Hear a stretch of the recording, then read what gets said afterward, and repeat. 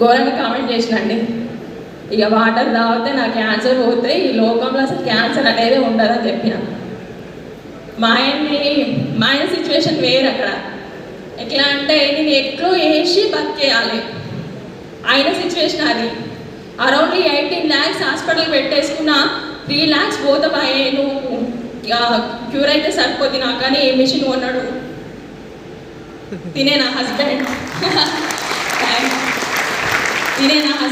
చాలా సపోర్ట్ ఇచ్చింది నేను క్యాన్సర్ నుండి బయటపడడానికి. ఒకటే అన్నాడు, అందం ఆరోగ్యం ఉన్నప్పుడు ప్రేమించడం కాదు, నాలో ఆత్మవిశ్వాసాన్ని నింపి నా పెరుగుపై చిన్న పోయించండి సార్.